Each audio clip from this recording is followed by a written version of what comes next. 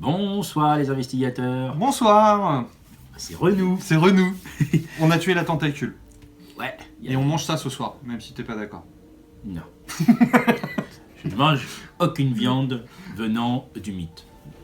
Je mange des viandes tout court.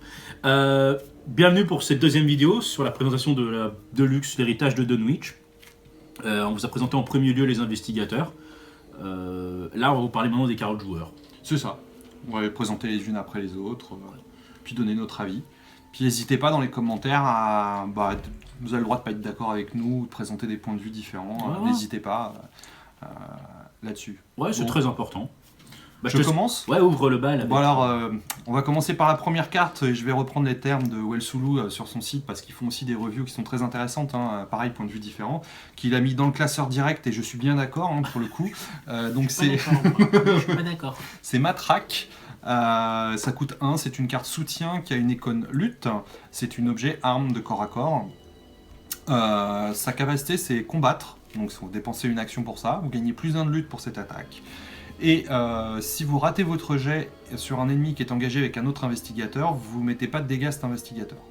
Non, vous n'infligez aucun dégât. Aucun dégât à cet investigateur. Et même au monstre.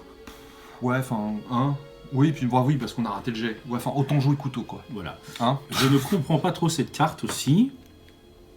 Alors, ce qui est bien, c'est que si t'échoues, faut savoir que vous attaquez un monstre, un ennemi, je dis monstre, il faut savoir que dans Horror Arcane, il n'y a pas que des monstres.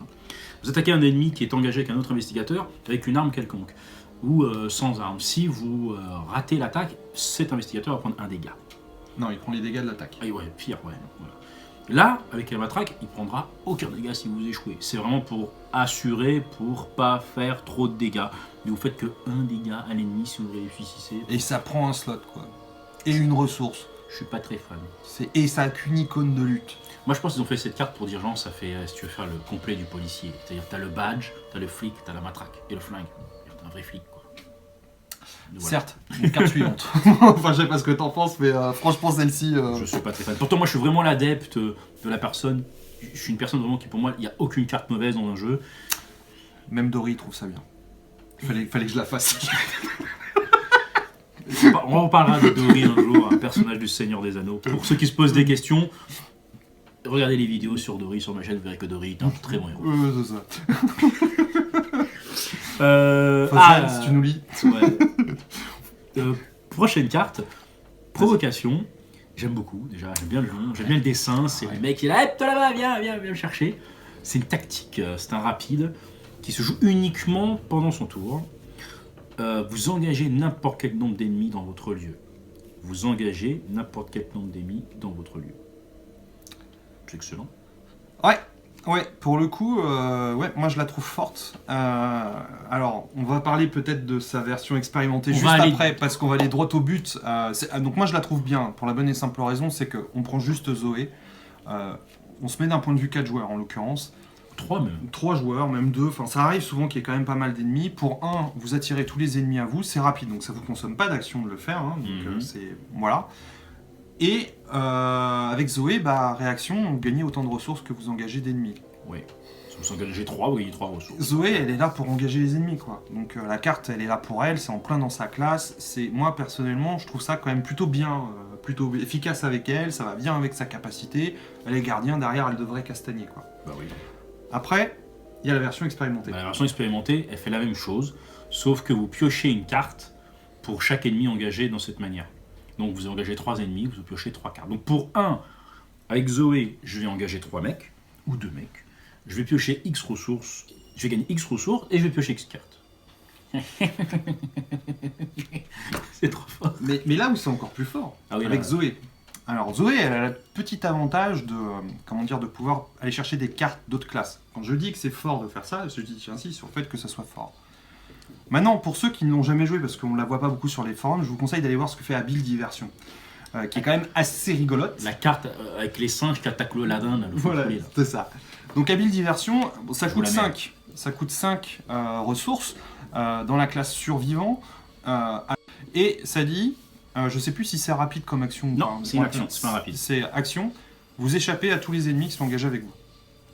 Automatiquement. Ouais. Donc, Je récapitule. Pour 1, en rapide, je prends tous les ennemis de mes copains. On se met à 4 joueurs. Mais attention, Eh bien- tu prends les ennemis, engagez n'importe quel nombre d'ennemis dans votre lieu. Dans votre lieu. Ça peut arriver. Bon. Je les prends tous, je gagne des ressources, je pioche, je les renvoie de où ils viennent, inclinés, dans mon lieu.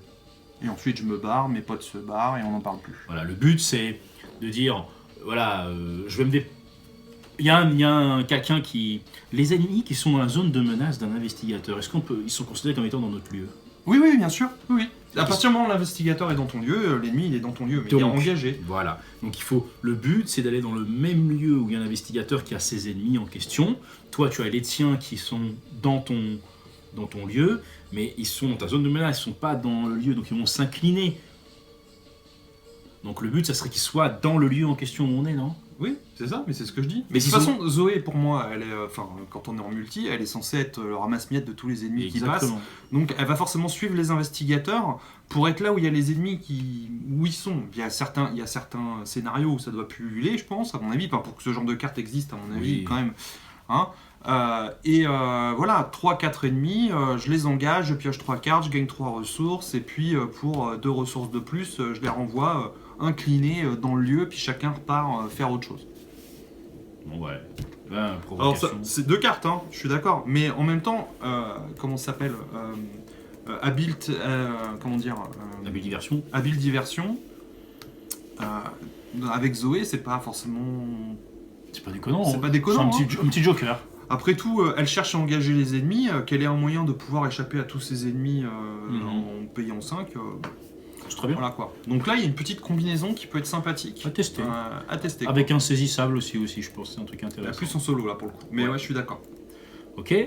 Ah, moi j'aime bien cette carte qu'on va parler là. Travail d'équipe. Vous jouez en multijoueur, cette carte je l'adore. Ça coûte 0, c'est un événement.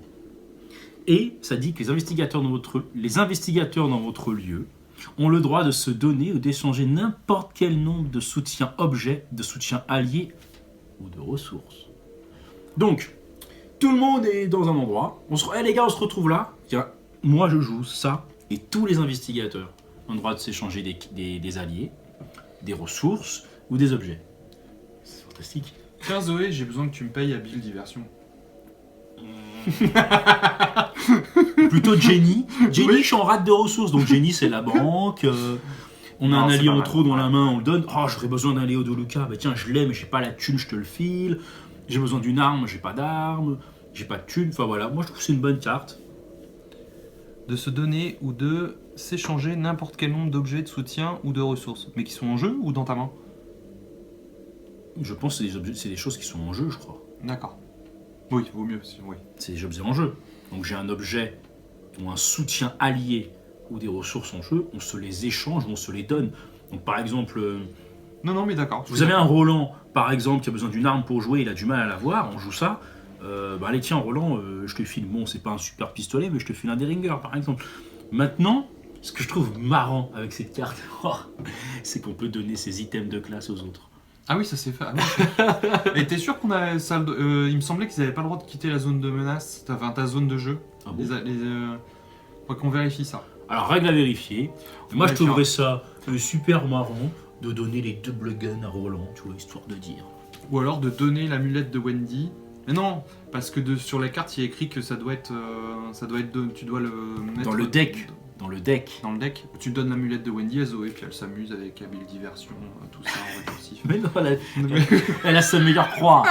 Elle a sa croix. Mais bon, bref, vous voyez, travail d'équipe, vous faire trop de trucs avec, je trouve ça marrant. Qu'est-ce que vous ferez avec travail d'équipe? J'attends vos commentaires là-dessus. Bon, voilà, ça c'était les cartes de gardien. Chercheur là. Ah, les chercheurs. Allez, assistante de laboratoire. Donc, c'est un soutien, un allié, elle coûte 2, elle a une icône d'intelligence, c'est donc un allié miskatonique, donc notre très chère université, et science, c'est ça? Voilà. Oui. La taille limite de votre main est augmentée de 2 pendant la vérification de votre limite de main lors de la phase d'entretien. Alors, Rex peut avoir plein de cartes. Alors ça c'est potentiellement fort parce que il y avait certaines personnes qui avaient dit sur le forum à juste titre certainement que ils avaient appris un petit peu de certaines erreurs du SDA. Dans le SDA on est assez peu limité dans ce qu'on peut faire, à la différence de Horror Arkham. On est limité dans le nombre d'items qu'on peut avoir, dans le nombre d'alliés, on est limité dans le nombre de cartes qu'on a dans la main et dans le nombre d'actions. Dans le SDA on est il y a une notion d'unicité et de restreint, mais on est assez peu limité. Carrément. Donc ça, c'était aussi un moyen d'éviter les decks à combo, notamment qui avaient besoin d'avoir quasiment tout son deck en main pour mettre la combo en place. Ça peut être dangereux, par exemple, parce que en augmentant la taille de la main, 10 cartes en main sur 30 cartes, on a un tiers du deck en main. Ça peut enclencher des choses qui peuvent être dangereuses, entre guillemets, pour le jeu, pour des gens qui cherchent à mettre des combos en place, qui nécessitent d'avoir plein de cartes en main ou de conserver les cartes. Clairement. Elle arrive, vous piochez 2 cartes, quoi. Et en plus, voilà, sa réaction, quand elle arrive, vous piochez 2 cartes. Donc, même en début de partie, vous commencez déjà à exploser votre main si vous avez besoin, quoi. Non, ça coûte pas cher, ça n'a pas de point d'expérience, donc ça ira avec l'investigateur, ça peut même avec Roland, mais pas que Roland a accès aux cartes de chercheur. Piocher 2 cartes. C'est un allié qui se remplace et qui vous donne une carte en plus. Puis il peut servir de tampon aussi. Il a 2 horreurs. Hein. 2 horreurs et un point de vie, il peut servir de tampon. Hein. C'est pas. Et puis avec Rex, souvenez-vous de Rex, il peut dire j'échoue pour piocher. Le problème c'est quand on pioche trop de cartes au bout d'un moment, et puis vous avez surtout avec Rex son événement spécial qui est de chercher des indices. Ouais. Il pioche X cartes, où X c'est au nombre d'indices qu'il y a sur Rex Murphy, le nouveau chercheur. Là, si vous piochez, là, n'ayez pas peur de piocher 4 cartes parce qu'avec elles, vous pourrez limiter les choses. C'est bien l'assistant de laboratoire. C'est bien, c'est très bien. Comme je dis, attention, parce que permettre à des gens de maintenir une main très élevée au cours du temps, surtout sur des decks aussi petits, ça peut générer sur des tours 2, tours 3, des mises en place de combos un peu violentes parce que les gens ont la capacité de garder les cartes, de le faire et de conserver les cartes en main. Voilà, mais sinon la carte est bien. Elle est magnifique. Elle est magnifique, ouais. Magnifique, c'est l'assistant de laboratoire. D'ailleurs, t'aimes bien Zoé parce que c'est Magali Villeneuve qui a fait l'illustration ou c'est juste parce que t'aimes bien la cape? J'aime bien Zoé parce que au niveau du design, je trouve que voilà quoi. Ouais, le design de la carte. Voilà, si je suis avec un couteau et viens ici, toi le monstre, pan pan. Enfin voilà, je trouve ça original. Vas-y. Cette carte-là, qu'on va parler, elle m'intrigue toujours. Et à l'heure où on parle, je n'ai pas joué encore les scénarios de l'héritage. Donc celle-ci s'appelle Étrange Solution. C'est un soutien objet, science, qui coûte 1. On voit une dame là, elle est avec une éprouvette et moi avec mon verre d'oasis qui est vide. D'effectuer un test d'investigation, donc un test d'intelligence à 4. En cas de réussite, défausser Étrange Solution et piocher 2 cartes. Indiquez dans votre carnet de campagne que vous avez identifié la solution. Mystère et Boldega. On a identifié la solution. On ne sait pas. On n'a pas envie de vous spoiler. Je sais pas, enfin voilà. On a trouvé une solution dans notre carnet de campagne, il faut dire. On a trouvé la solution. Est-ce que ça veut dire que les chercheurs ont la possibilité d'avoir plus de points d'expérience à la fin de la campagne? On ne sait pas, on le saura dans les prochaines vidéos que nous ferons. Je dirais que pour l'instant c'est une carte qui va rester dans son classeur tant que je ne saurai pas ce que cette étrange solution me permet de faire. Je paye 1, je la pose et je fais une deuxième action avec le jeu de cartes. Mais je salue l'idée, je trouve ça assez rigolo d'avoir quelque chose qui joue sur le journal de campagne comme ça. Ça je trouve ça intéressant. Donc à voir ce qu'ils vont en faire. Est-ce que ça va influer sur la campagne en elle-même? Est-ce que ça va influencer que l'investigateur? À voir. A noter aussi qu'Étrange Solution n'étant pas expérimenté, tous les investigateurs de la boîte pourront le jouer en fonction de ce que c'est que cette étrange solution. Qu'est-ce que c'est Strange Solution?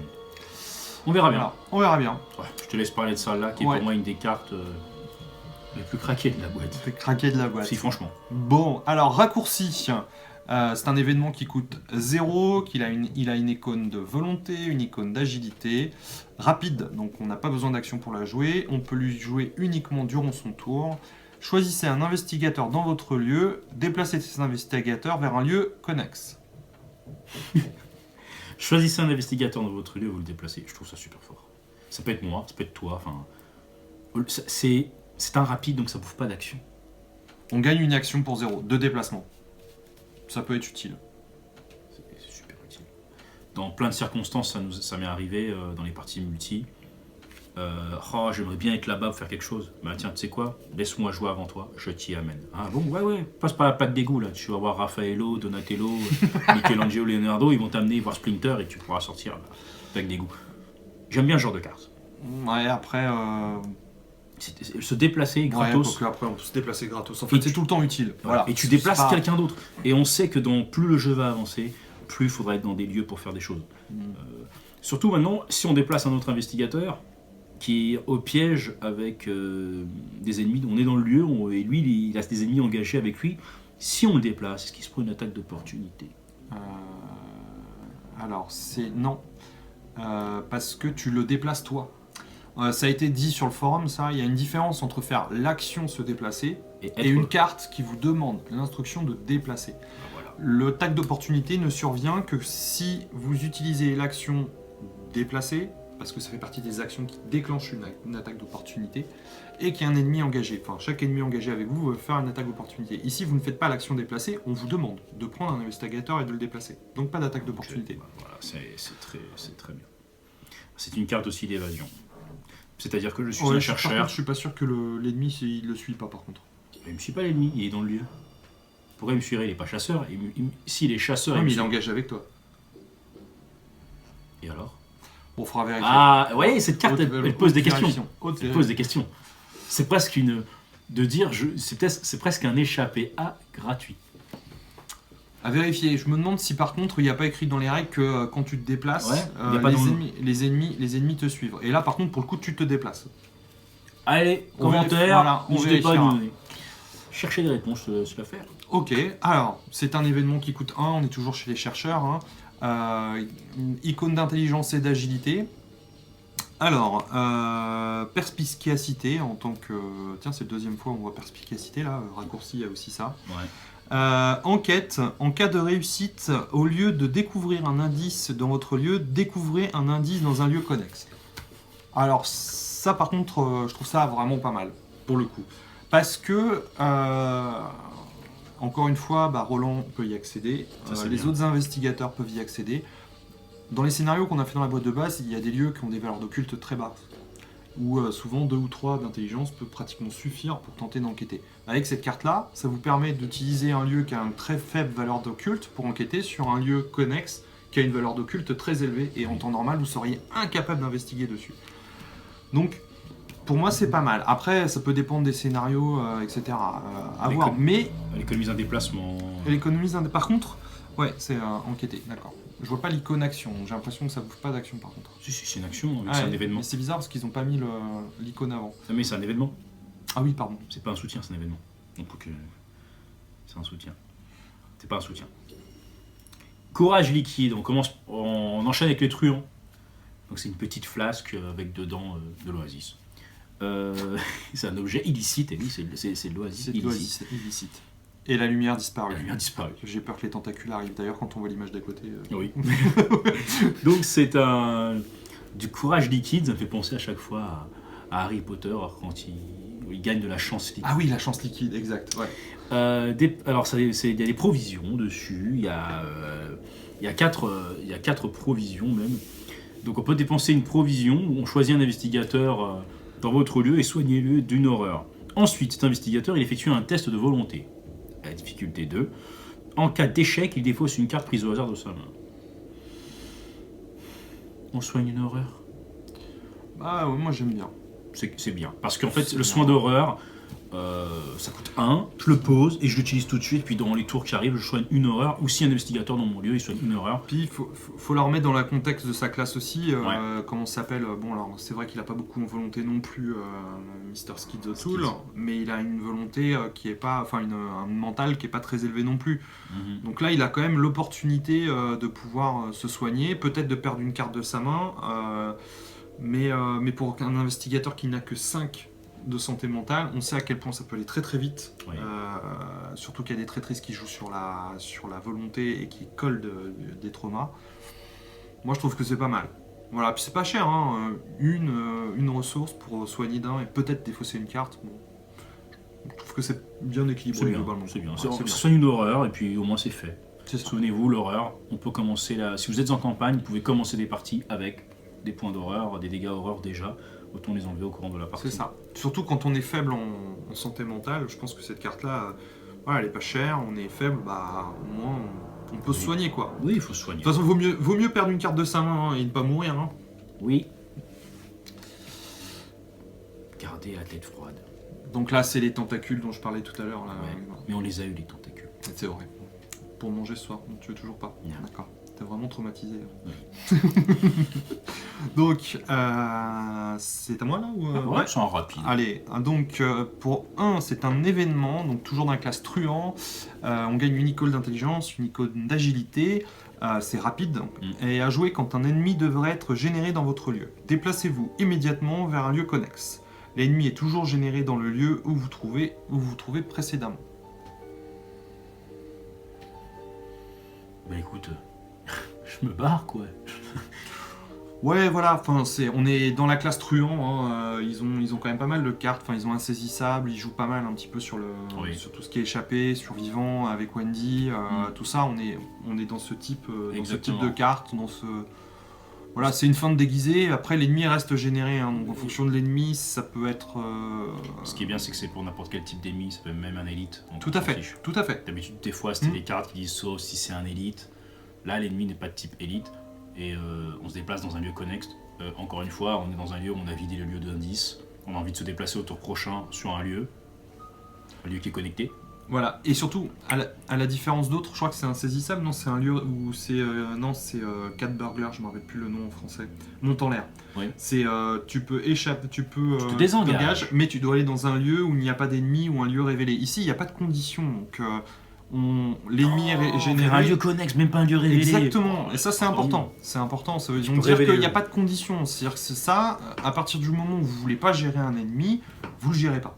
Vous allez dans le lieu à côté. Enfin, si vous pouvez, hein, mais c'est quand même assez rare qu'il n'y ait pas un lieu connecté quand même. Donc, on esquive l'ennemi, etc. Après, ça reste un petit peu comme toutes ces cartes-là qu'on peut jouer, où on échappe et on va à côté. Bon, l'ennemi reste, il y a des cultistes, ils ont des points de fatalité dessus, où ils vont générer des points de fatalité. On n'a pas spécialement envie de les laisser là, il faut les tuer. Il y en a qui ont proie, qui ont chasseur, donc... c'est une carte qui sert pas vraiment à éliminer un ennemi, et plus se déplacer. Voilà. On va pouvoir éviter une attaque, c'est-à-dire typiquement face du mythe, il y a un ennemi qui arrive. Mince, j'avais pas prévu de gérer ça moi ce tour-ci. Hop, je me déplace sur le lieu connexe, je continue à faire mon truc et on verra plus tard pour l'ennemi. Exactement. Donc c'est pas mal. Encore une fois, Wendy a accès aussi à ça. Wendy, elle est en plein dans ce mécanisme-là. Enfin, il y a des decks qui existent, qui sont en plein justement de s'évader, de se déplacer, s'évader, se déplacer, puis de faire des choses comme ça. Donc c'est intéressant. Voilà, c'est intéressant. Qui tout double.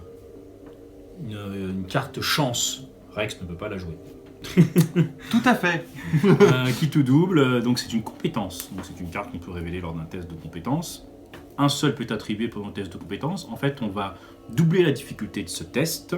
En cas de réussite, on résout 2 fois les effets induits par la réussite de ce test. D'agent quête, bon, j'ai doublé la difficulté du test. Je résous, je vais prendre 2 indices. Ok, super. Tiens, je vais t'attaquer. Je vais te faire 2 dégâts. Sur une attaque par derrière, par exemple, où je fais plus 2. Donc je ferai plus 2. Plus 2, ça fait 4 dégâts. Faut chercher comment abuser de cette carte, en fait. C'est surtout ce que je trouve très marrant, c'est qui tout double, et on voit une roulette, et je vous rappelle Paris truqué. J'allais en parler. C'est pour moi la meilleure carte du jeu, Paléo De Luca. Paris truqué, je le redis, c'est la carte... c'est ta carte, Shep. Shep, tu dois la jouer, tu dois jouer truand. Non, tu dois jouer Wendy. Et il joue déjà Wendy, oui, il ne jure que par elle. Il ne vit que pour elle. Non, et en fait, Paris truqué, là, avec qui tout double, c'est génial. Le test, on va dire, il est un test à 3, il passe à 6. Vous faites tout pour monter à 6.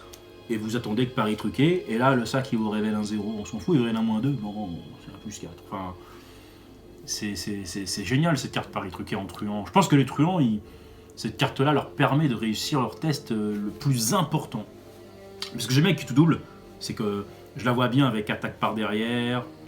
Attaque par derrière, ça fait 3 dégâts, donc un qui tout double, si tu le réussis, ça fait 6 dégâts. Là, on commence à éliminer du prêtre ghoul du premier coup, quoi, hein, quand même. Hein. Ouais, mais au bout d'un moment, on va taper des anciens. Ouais, j'espère qu'on va taper des anciens dans le jeu. Donc au bout d'un moment, c'est qui tout double avec les anciens. C'est soit je rate complètement, soit je lui mets un bon coup de bastos là où il faut. Non, je confirme, non, ça peut être... c'est une carte dont on peut abuser, en fait. Ouais. Et puis, On peut en abuser, en fait. et c'est une icône point d'interrogation, Point donc d'interrogation. c'est n'importe quel Tout à test. fait. Bon, ben, à voir, qui tout double. Qu'est-ce qu'on peut qui tout doubler? Ouais, c'est une compétence. Oui, c'est une compétence. Non, j'étais en train de lire cet événement, je pensais à d'autres choses. Non, Après, c'est pas un événement. Heureusement. Oh, je te le laisse, lui. Lui, par contre, lui, je le mets dans mon classeur. C'est la seule carte que je mets. Ah, lui, il va directement dans le classeur, surtout payer un point d'expérience pour ça. Moi, j'ai vraiment du mal pour le coup. Donc, gros bras embauché, ou pas aussi. Il coûte 1, c'est un soutien, il a 1 de lutte. Vous gagnez 1 de lutte.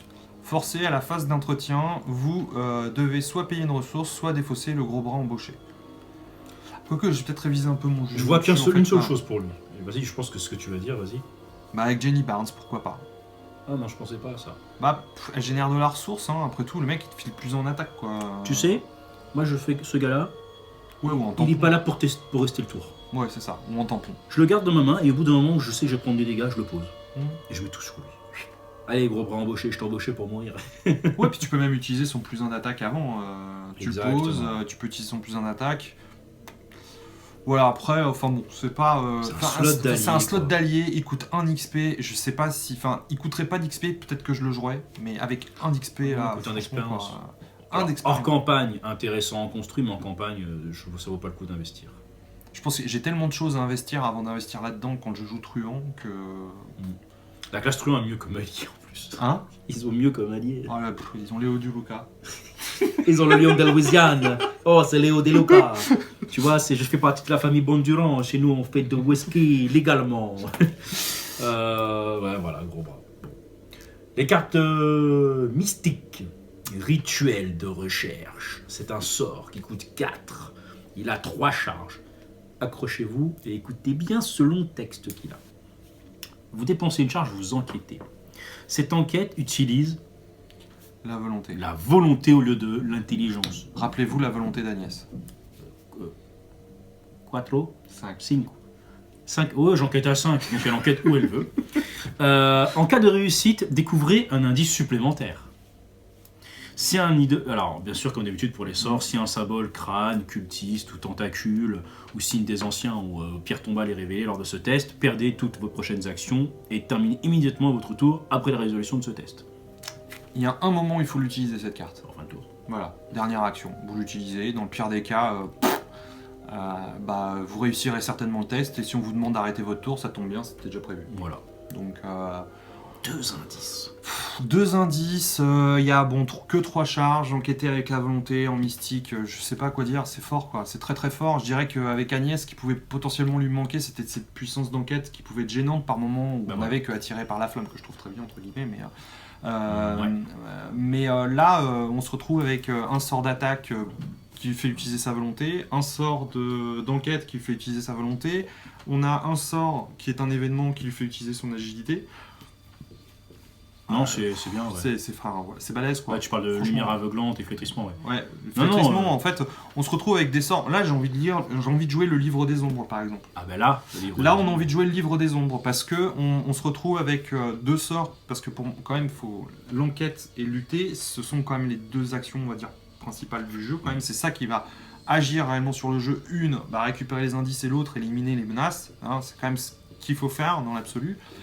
Et là, on se retrouve avec 2 sorts qui vont vous permettre, avec des gens comme Agnès, même Jim Culver, qui a quand même 4 en volonté, d'être capable d'agir sur de l'enquête comme une Daisy ou d'attaquer comme un gardien. Comme un gardien.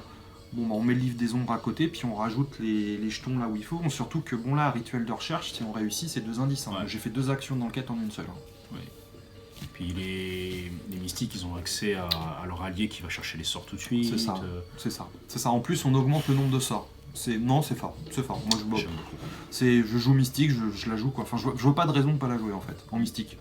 Bah, il y en a aucune, parce que tu Surtout utilises la volonté. Tu utilises la volonté. Et les 2 mystiques, il y en a un qui a 5, l'autre qui a 4. Non, c'est pas Donc, et puis en plus, booster la volonté en mystique, il y a ce qu'il faut entre le rosaire et je me rappelle plus, sans peur, je crois. Il y a des trucs. Il y a des trucs. Je te laisse faire l'autre. Bougie rituelle, ça c'est pour des joueurs comme moi qui ont tendance à détester le sac du chaos. Après qu'un symbole, crâne, cultiste, je crois que c'est une rune, ou Cthulhu. Mais Cthulhu, pas la version tentacule échette automatique, mais le jeton qu'on doit rajouter. Donne moins 5, moins 5. Et qui fait une attaque d'ancien, des fois. Et révélé lors d'un test que vous effectuez, gagnez +1 à votre valeur de compétence pour ce test. Le symbole donne -2, mais il réduit de 1 de moins. Donc quand on a ça en jeu, potentiellement, c'est pareil, on en revient un petit peu avec Jim Culver, par exemple avec le crâne. Et oui, ça marche. C'est un crâne révélé à 0, et là il donnera +1. Voilà, potentiellement. Après avoir... C'est après, ouais, donc l'autre il le traite comme étant 0 et toi tu rajoutes +1. Donc, pour moi c'est super intéressant parce que ça permet encore plus de contrôler les statistiques du bag et d'amener la courbe vers nous en fait. C'est-à-dire d'arriver à un moment donné à mettre le minimum d'icônes de compétences pour réussir à être quasiment safe et de ne souffrir par exemple potentiellement que d'1 ou 2 jetons sur 14. C'est tout à fait acceptable. Donc moi, ça c'est le genre de cartes qui me conviennent en fait. Ouais. Parce qu'on contrôle le bag. Elle coûte que 1. Elle coûte que 1, c'est un objet, c'est un emplacement main. Bon, de toute façon en mystique, on est plutôt des sorts qu'on a. Donc. C'est les sorts et à la main, c'est soit un objet comme ça ou une lampe. Même pas la lampe, on n'a plus besoin. Donc on a le rituel de voyance, là, le rituel qui permet d'enquêter. On a un autre sort qui s'appelle Clarté de l'esprit, qui coûte 2. Toujours un emplacement de... Comment ça s'appelle cet emplacement-là? C'est les emplacements de sorts. Ok. Ouais, on a 3 emplacements de sorts de souvenirs, et si on achète le livre des ombres, on a le droit de peut-être 2 de plus. Et le livre des ombres te prend une main. Et le livre des ombres, il ne rajoute pas des charges? Si tu l'inclines, mais ça te coûte une action et tu rajoutes une charge sur un sort. Ok. Bah là, la clarté de l'esprit, vous dépensez une charge, vous soignez 1 horreur d'un investigateur dans votre lieu. Je suis Alors Jimmy, son rôle, ça va être de soigner les horreurs. Ouais, enfin pour Agnès aussi, c'est balèze. Parce que Agnès, elle aime bien avoir des horreurs sur la tronche parce qu'elle met des dégâts. Ah mais oui, carrément, je suis d'accord, mais... Ouais, c'est vrai, elle va le jouer. Sur les 2 mystiques, c'est bon, en fait. Et ça prend un emplacement de sort, en fait, sur Agnès. Ouais, mais je te dis, le livre des ombres, là, ça commence à devenir de plus en plus intéressant. Je suis d'accord, il va falloir piocher alors, pour aller chercher le livre des ombres. On peut pas tout avoir. Ouais. On a 30 cartes, on a le change sur 2 cartes, faut faire ce qu'on appelle un hard mulligan, il faut mulliganer super fort pour l'avoir votre Book of Shadow, votre livre des ombres. J'aime bien, moi, ce qui soigne dans le jeu, de toute manière. Un investigateur dans votre lieu, vous enlevez une horreur. Il y a 3 charges. C'est une action de le faire, mais bon. C'est bien. C'est bien, c'est pas. Enfin après. C'est pas fou parce que. C'est pas fou, mais enfin voilà, c'est une carte. Encore, c'est une carte de soins de santé mentale. Il n'y en a pas 36 non plus dans le jeu. Et comment dire, les mystiques, quand même, Agnès, ça s'en prend pas mal, donc elle a quand même un moyen de pouvoir continuer à utiliser sa capacité qui est quand même très forte. Le dégât direct, c'est pas Jay, c'est les dégâts directs. Bon bah là, quand on commence à arriver au seuil, on commence à se soigner, on peut réenclencher encore ses capacités, aligner de l'ennemi. C'est bien. Voilà, c'est pas mal. Et puis c'est un investigateur, quoi. C'est pas nous, donc on peut le faire sur quelqu'un d'autre, quoi. C'est plutôt pas mal. C'est plutôt pas mal. Je te laisse faire cette nouvelle bombe aveuglante. Ah là, lier un monstre, c'est un événement qui coûte 3, expérimenter 2, donc il faut dépenser 2 points d'expérience, une icône de volonté, une icône d'intelligence, et c'est un sort. Ce qui peut avoir de l'importance d'ailleurs. L'héritage hyperboré commence à devenir de plus en plus intéressant. Parce qu'avant on n'avait pas assez de sorts, là on commence en avoir. On en a combien là? 3 qui sont sortis, c'est ça? Oui. Là on en a 3 et 3 qui sont potentiellement intéressants. Donc échapper à cette tentative d'évasion utilise la volonté à la place de l'agilité. Donc on est encore dedans. En cas de réussite et si l'ennemi est non élite, échappez-lui à lui et attachez-lui lié à un monstre. Voilà. Quand l'ennemi attaché, donc ça c'est une réaction, quand l'ennemi attaché devrait se redresser, effectuer un test de volonté difficulté 3. En cas de réussite, l'ennemi attaché ne se redresse pas. En cas d'échec, défaussé lié avec le monstre. C'est extraordinaire. C'est pas mal, j'aime bien. Ouais. Tu bloques un monstre? Ouais, mais il faut que tu fasses des tests. T'as 5 de volonté, tu réussis tes tests. Ouais, sauf quand tu as ton tacule ou plein d'autres trucs qui font pas plaisir. C'est vrai. C'est pas une mauvaise carte. Après, si t'es Jim, la tête de mort, non, ouais, mais 0. Regarde, toi, je vais comparer. T'as 2 cartes, 2 sorts qui font ça. T'as lumière aveuglante et t'as celle-ci. Les deux coûtent de l'expérience potentiellement. Celle-ci, elle t'en coûte 2. Lumière aveuglante, la faire évoluer, elle t'en coûte 2. Qu'est-ce que tu vas faire évoluer? Sachant que les deux te font échapper à. Lumière aveuglante parce qu'elle fait piocher en plus, non? Non, elle fait colle de dégâts. Colle de dégâts. Donc, je dis pas c'est pas une mauvaise carte, mais comparé à ce qu'on a déjà, je sais pas si je vais la jouer. En plus, ça coûte 3 ressources. Mais là, le monstre, il est enraciné, il bouge pas, quoi. Il bouge pas si tu rates pas ton test de volonté. Hmm. C'est toujours la même chose, c'est piocher dans ce bag, et pour moi, c'est dangereux. C'est toujours dangereux, en fait. Tu t'exposes à un échec automatique, qui peut être dangereux d'ailleurs pour d'autres investigateurs autour de toi. Enfin, j'en sais rien. Enfin, il y a des choses qui peuvent se passer qui sont pas cool. Tu pioches le truc qui révèle un culti. Enfin, ouais, il peut se passer des choses. Il peut se passer des choses où, toi, t'as des jetons particuliers qui disent, bon, bah, tu te prends un dégât d'horreur. Bon, bah, là, t'as fait un jet que t'aurais peut-être pas eu envie de faire, en fait, et que t'es obligé par une carte que toi, t'as joué, quoi. Exactement. À voir. Ouais, c'est vrai qu'elle pousse à piocher dans le sac. Après, c'est une réaction, on n'est pas obligé de le jouer, mais enfin, si on joue pas la réaction, autant jouer lumière aveuglante, quoi. Enfin, oui. Dire, voilà, c'est... Ah, on attaque les cartes de survivants. Hache d'incendie. C'est une arme de corps à corps qui coûte 1, qui est survivant, qui a une icône de lutte, si on veut la défausser pour un test de compétence. Action, on peut combattre. Si vous n'avez aucune ressource dans votre réserve de ressources, cette attaque inflige plus un dégât. Et en rapide, bien sûr, on peut payer une ressource pour gagner plus 2 pour ce test. De compétences limite 3 fois partout. Donc on peut payer 3 ressources pour avoir plus 6. Bah la carte, moi je l'aime bien, pour plusieurs raisons. C'est une carte qui... Moi je la mettrais avec Zoé. Je la mettrais avec beaucoup de monde. Je la mettrais... Pourquoi j'aime bien la carte? Parce que le rapide, on a... C'est-à-dire vous dites, je fais une action, je combats. Donc je vais combattre cet ennemi. Vous avez une fenêtre pour jouer des rapides. Donc vous pouvez payer vos ressources pour dire je vais taper. Ça implique de se vider ses ressources pour que ce soit efficace. T'as même pas besoin de te vider. Enfin, je vois pas pourquoi on a l'obligation de se vider les ressources. En fait, si on veut avoir un bonus de force. Ouais, mais... Mais faut pas avoir de ressources pour avoir le plus un dégât. Oui, mais alors après, il y a des moyens de générer de la ressource en rapide. Oui. Déjà. Donc, on peut se retrouver dans des... Par exemple, ces connaissances interdites qui te permet de te mettre un trauma mental et de gagner une ressource. Donc, tu peux vider ta ressource, faire une attaque, générer en gratuit une ressource grâce à connaissance interdite et réutiliser la hache avec encore un plus 2 et potentiellement plus un dégât. Voilà. Ouais, en fait, je la trouve bien, moi, cette arme. Elle est bien. Elle est bien parce que... Enfin, alors je dis pas que tous les ennemis ont 3 points de vie, hein, c'est pas ce que je vais dire, mais faire une attaque à plus 6 en mettant... ou faire une attaque où on déclenche pas la capacité, ou une fois la capacité de mettre un dégât, et puis ensuite vider, et puis remettre 2 dégâts, il y a des chances qu'on l'ait bien allumé, et pour certains ennemis, c'est juste suffisant pour les tuer, en fait. Bah oui. Donc, la comparaison, elle vient aussi avec coup dur, avec tout ça. Ce sont des talents qui, pour dépenser une ressource, vous avez un gain d'1 point de statistique. Là, vous dépensez une ressource, vous avez un gain de 2 points de statistique. C'est génial. Bah là, vous voulez réussir le test pour taper, quoi. Je veux dire, comparer ça à Matraque, quoi.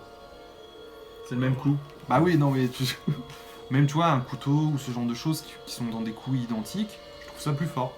Oh oui, bien C'est sûr. plus fort, c'est permanent. C'est mieux qu'un couteau, Voilà, les bonus qui sont donnés, on peut aller jusqu'à plus 6, quoi. Bah, plus 6, voilà, quoi. Ça permet d'être à 10 d'attaque avec Zoé. C'est ça, c'est ça. Ah, tout à fait. Non, moi, je trouve cette carte très forte. Très très forte. Et elle prend qu'une main, qu'un seul slot. Ouais, oui. Important. Oula, je te laisse le faire, lui, c'est pour toi, ça. Peter Sylvestre. C'est un allié donc toujours de la classe survivant, c'est un soutien qui coûte 3 ressources, il a une icône de volonté. C'est un allié miskatonique, encore à l'université, vous gagnez plus 1 d'agilité. La vedette du campus. La vedette du campus. Après que la fin de votre tour, soignez une horreur sur Peter Sylvestre. Je vois pas pourquoi je la mettrais pas dans mon deck si je peux jouer survivant en fait. Il n'y a pas de raison de pas la mettre. Peut-être si je dois l'opposer à Léo De Luca. Attends, je continue avec lui, il faut que j'arrête. Qui un jour. Non, mais ce que je veux dire, c'est que même en dehors de ça, si j'ai accès, je me pose de vraies questions avec lui parce que plus en agilité, déjà, c'est bien. Il a 1 point de vie et 2 de santé mentale. Ça veut dire qu'il peut tous les tours prendre 1 dégât de santé mentale et il va le soigner en automatique. Non, c'est bien. Et si on enchaîne sa version avancée à 2 voilà, d'expérience... alors là, pour moi, c'est terrible, quoi. Vous gagnez en plus 1 de volonté, quoi, pour 2 d'expérience. Et il gagne 1 de santé mentale. Ouais. Donc vous pouvez commencer même à stacker 2 dégâts de santé mentale, et si vous en prenez pas, lui, tous les tours, il va soigner. Il va soigner. Enfin, ça se passe totalement de commentaires, en Lui, fait. je le mettrais Et- bien chez les mystiques parce qu'il donne 1 de volonté. Oh là là, mais chez, comment ça s'appelle, là, avec Agnès. Agnès, Avec là, Agnès. parce qu'Agnès Oh a là là, besoin de- et je passe à 6 de volonté, je passe à 4 d'agilité parce qu'elle a 3 d'agilité de base. Et là, voilà. Ça, c'est le personnage qui va chez Agnès. Parce qu'Agnès prend une horreur de temps en temps faire un dégât, mais des fois, elle a besoin de quelqu'un pour prendre des Ouais, horreurs à et la puis place. même Wendy, quand il y a son horreur qui arrive, mettez 2 dégâts mentaux, paf, je les mets sur Peter Sylvestre, et voilà. Peter, C'est très très bon. Enfin, c'est un allié. Bon, il reste pas aussi fort que Léo De Luca pour moi. Bon, Mais ça, c'est un l'un des avis, meilleurs alliés du jeu. Mais maintenant. ça reste l'un des meilleurs alliés du jeu et on va se l'arracher, c'est sûr. C'est sûr. Il est unique. C'est sûr. Puis quand on sait que plus tard on va être capable de jouer plusieurs alliés. Voilà. Je ne voyais pas trop, mais oui. C'est une chose. On va parler maintenant d'un événement qui s'appelle APA. Toujours les survivants avec leurs trucs un peu bizarres. Ils présentent des dindes pour que tu te barres. Ils se partent par la fenêtre. Ben là, non, là on fait un leurre qui s'appelle APA avec une icône d'intelligence et d'agilité. Ça coûte 1. C'est une ruse. On fait une action d'échapper A et en cas de réussite, si l'ennemi n'est pas un élite, on peut le déplacer dans un lieu connexe. Écoutez, ça c'est une carte qui mérite qu'on réfléchisse bien. Vous êtes engagé avec un ennemi au début de votre tour, qui n'est pas un élite, et vous avez envie de faire des choses dans votre lieu. C'est-à-dire récupérer des indices, et vous n'avez pas envie de le taper parce que vous êtes un petit survivant, vous appelez Wendy des petits bras, ou du moins dans la version de la mienne, dans celle de 13, il y a une batte de baseball. Ça marche bien. Oui, je sais. Avec coup dur. Et là, le but, c'est de s'échapper et de mettre l'ennemi dans un lieu connexe. Donc on peut le mettre dans un lieu vide où plus personne n'ira. Je me débarrasse de l'ennemi. Je m'en débarrasse vraiment. Donc c'est bien. C'est bien. Et puis moi, j'aime bien ces icônes. C'est de l'intel ou de l'agilité. Donc c'est des choses qui peuvent servir. Bien. Moi j'aime bien avec Wendy parce qu'il y a des moyens de faire des choses un petit peu sales avec ça. Ah bah oui. Parce que elle a accès à la classe truand, donc elle a accès à vol à la tire, c'est ça? Et Ouais. quand on échappe, on pioche une carte. Ouais. Et ça c'est un événement. Avec l'amulette de Wendy, ça retourne dans le deck. Donc Elle est bien fait. oh donc il y a quand même il y a moyen de plus ou moins boucler sur cette carte avec les ennemis et de faire mumuse et de gagner en plus Il y a trop de trucs à faire. il y a des trucs à faire quoi. Vraiment il y a des trucs à faire. Voilà, surtout Chaque événement qu'on va avoir maintenant, la lunette de Wendy. voilà, c'est-à-dire que là on a quand même APA et on a l'autre carte là qui coûtait aussi 1 qui faisait. Il y en avait pas une autre carte qui faisait échapper ou quelque chose comme ça? Aussi en truand? Oui, t'as en truand, c'est Il y a- insaisissable. Non, on n'a pas eu une autre carte qui disait. Si, Oui. celle-ci. Garder la tête froide. Ah ouais. Donc là, vous voyez, on a une carte qui, dans un sens, va vous dire j'échappe à un ennemi et je le déplace dans un lieu, ou quand un ennemi est révélé, moi je me déplace. Sachant que par exemple Wendy, pour moi c'est quand même un des personnages qui Qui est fait dans la pour se notion pour de se barrer, qui est fait vraiment on est en plein dans la Elle a mécanique deux survivant. Elle a 2 événements pour se barrer. Elle a 2 événements ça pour fait se barrer. 4 mais événements dans le deck pour se barrer. mais surtout, ces 2 événements-là ne coûtent, et d'une, pas cher, et surtout te donnent pas le même effet. C'est-à-dire que il y a un ennemi qui est révélé, j'ai vidé le lieu, j'ai tout intérêt à lui échapper, d'aller sur le lieu d'à côté, puis de faire mon taf. Ici, tu vas pouvoir t'échapper à l'ennemi, mais si t'as pas fini ce que tu as à faire dans le lieu, tu le mets dans le lieu d'à côté, et tu Ouais. continues à faire ce que tu Ouais, veux faire ouais. tranquillement. Et je trouve cette différence entre les deux super intéressante, parce que ça permet de pouvoir s'adapter à la situation en fonction de ce qu'on a envie de faire. C'est vraiment des vraies cartes pour échapper. Garder la tête froide plus ça dans le deck, ça lui fait 4 cartes pour échapper. Ouais, puis tu rajoutes un saisissable, tu rajoutes. Enfin, il y a vraiment moyen d'avoir une vraie mécanique autour de ça. Surtout, faut pas oublier que quand on s'échappe, avec vol à la tire, on pioche. Hein. Donc, il y a moyen de déclencher pas mal de Faut choses. incliner voilà la tire pour le faire, hein, faut pas oublier. Oui, d'accord, mais sur un Tu tour, pioches une tu carte. pioches une carte, on gagne encore une action. Quoi, hein. Exactement. Oula, le couteau. Alors, le curry. Curry. C'est pas du. C'est bon le curry, mais ça, c'est moins bon. C'est vrai, j'en ai fait hier. Tu vois. C'était à toi ou à moi là? C'est à moi? C'est toi, vas-y. Bon, alors c'est une carte neutre, c'est un soutien qui vaut 2, il donne un icône de lutte, prend une main. C'est un objet arme de corps à corps. Donc le curry, ça doit être une arme rituelle, c'est une espèce de lame courbée comme ça, comme une espèce de boomerang. Combattre, vous gagnez plus 1 d'attaque pour cette attaque, et en cas de réussite, vous avez le droit de dépenser une action supplémentaire pour infliger plus 1 de dégâts lors de cette attaque. Alors, certains ont dit classeur direct, je serais pas aussi violent avec la carte. Bon. En fait, je m'explique. Quand tu es dans des classes où t'as pas forcément d'armes disponibles, D'accord. Elle te donne quand même un bonus de +1 de base. Je la compare par exemple à des matraques, à des couteaux ou à ce genre de choses. Elle va te donner le bonus, elle va rester. Et tu peux dépenser une attaque pour faire un dégât. Tu prends la matraque pour faire 2 dégâts, il va te falloir 2 actions, 2 jets de compétences. Si tu prends le cran d'arrêt, il va te falloir que tu fasses 2 actions, 2 jets de compétences. Si tu prends le couteau, il va falloir que tu fasses 2 jets de compétences. Ici, tu fais une compétence, tu fais 2 dégâts. Un jet de compétences, 2 dégâts avec 2 actions. Donc tu consommes le même nombre d'actions que toutes ces armes, on va dire un peu bas de gamme entre guillemets, mais elle a l'avantage de pouvoir faire le dégât. D'accord. Ok. Donc, c'est pas une carte que je vais jouer, mais... Ouais, vu sous cet angle-là, ouais, ça a l'air pas par mal. rapport aux autres armes qui peuvent exister, qui sont un peu dans le même acabit, c'est-à-dire qu'on a un dégât plutôt plus ou moins conditionnel, elle, on a réussi le test, ok, on fait 2 dégâts. Voilà. Et on a fait qu'un seul test de compétence, quoi. Ok. Bon. On attaque des faiblesses là maintenant. Et un nouveau type de faiblesse. Elle est permanente. Endetté. Il faut payer ses dettes, hein. Qui paie ses dettes s'enrichit. C'est une faiblesse de base, c'est un défaut qui est permanent, donc vous commencez la partie avec. C'est-à-dire, elle est en jeu. Vous commencez chaque partie avec 2 ressources en moins. Tu trouves ça violent, toi? Non, mais je trouve ça marrant. Ah, c'est rigolo. Ah oui, non, par contre, j'adore la carte en soi parce qu'elle est fun. Mais tu joues avec 3 ressources et je dirais que... Mais typiquement, c'est le genre de faiblesse que j'ai envie d'avoir dans mon deck. D'abord parce qu'elle est directement en jeu et j'ai pas de mauvaise surprise quand je pioche.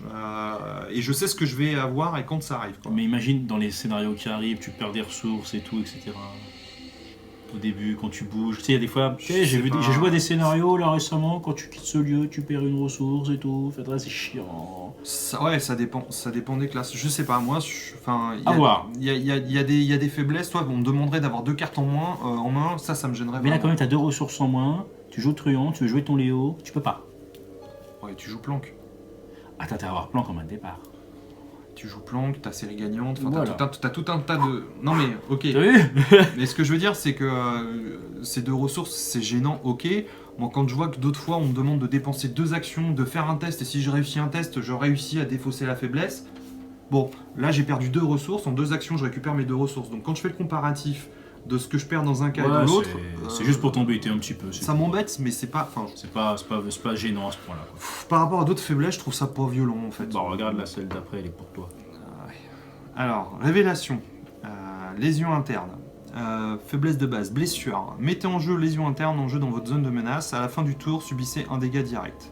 Dépensez 2 actions, défaussez lésion interne. Ta dernière action, tu pioches ça. Tu prends qu'un dégât. Ouais, tu prends un dégât et puis il faut que tu défausses 2. Il faut que tu utilises encore 2 actions pour l'enlever. C'est moins violent que ce que les d'autres. Oui. Non, ça va. Ça va. Et c'est pas des faiblesses méchantes. Non, elles sont pas méchantes. Surtout celle d'après, chronophobie, c'est la même chose mais pour l'horreur. Ça, c'est intéressant. C'est bien qu'ils fassent évoluer les faiblesses, mais pour moi, il y a une vraie différence entre les faiblesses de classe et les faiblesses de base. De classe et même de base, mais même les faiblesses de base entre elles. T'as des faiblesses de base, c'est des ennemis, je suis désolé, mais quand tu les pioches, c'est un peu l'horreur. Oui, notamment le détective chiant là. Ah, je crois que c'est le cultiste, moi, qui m'embête le plus. Parce que quand il attaque, il rajoute des fatalités. C'est bien ça. Donc, elles sont mignonnes. Elles sont mignonnes. À la rigueur, si on n'a pas envie de dépenser 2 actions, un dégât, une horreur, c'est toujours embêtant, mais ça peut s'encaisser s'il y a besoin, quoi. Puis 2 actions, tu les enlèves. Si encore elles restaient tout le temps. Oui. Voilà, ouais. Ou pire, là, faire une action de volonté, ou une action d'enquêter, ou une action de se soigner, je sais pas quoi. Là, ça va. Ça va. Moi, je trouve pas ça. Chronophobie, c'est dégâts d'horreur, et lésion interne, c'est dégâts. Voilà, quand je vois par exemple, c'est hypocondrie, je crois. Voilà, tu prends un, ouais, hypocondrie, c'est violent. Hypocondrie, par exemple, c'est plus violent, ou il y a d'autres faiblesses où on te demande aussi 2 actions pour défausser, mais je me souviens que l'effet est quand même plus pénalisant que celle-ci, en fait. Et ça, en fait, les faiblesses de base qu'ils nous rajoutent, c'est au cas où, si pendant la campagne, elles vont être rajoutées aux autres faiblesses. Donc on risque d'avoir plus de 2 ou 3 faiblesses dans le deck. Donc ça veut dire qu'on cumule des faiblesses dans le jeu, et donc au bout d'un moment, on risque d'avoir peut-être 2 faiblesses d'un coup. Oui, mais par exemple, maintenant, là, on les rajoute dans les poules de faiblesses. Oui. Ça veut dire que si je commence une campagne avec Jenny Barnes, potentiellement, je peux me retrouver avec une de ces faiblesses-là. Exactement. Sachant qu'il y en a une, elle m'embête pas du tout, en fait. Mais à la fin d'une campagne, on prend tous une faiblesse de plus dans le deck. Oui, je suis d'accord avec toi. Mais c'est ça que je veux dire. C'est pour ça que je pense qu'ils créent des faiblesses pas trop fortes. C'est pour éviter qu'on cumule des faiblesses trop fortes, en fait. Ouais. Après, il y en a 10, 13, tu passes à 13. Déjà 2-3 faiblesses dans le deck, c'est chiant. Ouais, 2-3 faiblesses, mais bon, celle-ci, moi je les trouve pas gênantes. Non, ça va. Ça se gère facilement. Bon, Ah voilà, on a fini. on Hein. finit ces petites cartes joueurs. Bon alors, toi, tes cartes préférées, ta carte préférée du paquet? Ma carte préférée? Ouais. Ah, Peter Sylvestre. Ah, attends, Peter. je regarde, mais je pense que je suis d'accord avec toi. C'est Peter Sylvestre. Ouais. Parce que Peter Ouais, Sylvestre, non, je suis lui... d'accord. Ouais, non, Peter Sylvestre. Peter Sylvestre. Il donne 1 d'agilité, il donne 1 de volonté lorsqu'il est avancé. Et Puis là, du soin. il se soigne. Du soin. C'est un très très bon allié, donc je mets lui en top. Et puis, je veux dire, les cartes qu'ils nous ont mis dans cette boîte sont tous assez correctes. Puis, rituel de recherche pour nos amis les mystiques. C'est ce qui leur manquait pour enquêter et ils prennent 2 indices quoi, sur l'enquête. Quoi. Voilà. C'est fort. Je suis assez d'accord. Pour le coup, j'aurais pas... Voilà. Sachant qu'il y a des cartes bien. Des cartes encore sont bien, hein, garder la tête froide, APA, courage. Enfin, toutes les cartes, il y a un truc qui amène quelque chose en plus dans le jeu, donc on va voir ce que ça va nous donner pendant nos parties. Quoi. Tout à fait. Ça marche. Bon. Bah, vous aussi, hein, n'hésitez pas à donner un peu votre carte préférée dans les commentaires. J'espère que c'était pas trop long, c'est la première fois qu'on fait cet exercice, lui et moi. Si vous avez des retours à nous donner, bah, vous le faites hein, comme d'habitude. Et puis je vous dis à bientôt, parce que normalement, on devrait se voir pour de la construction de jeu, et puis peut-être pour commencer à attaquer l'héritage De Dunwich. de Dunwich. Au revoir.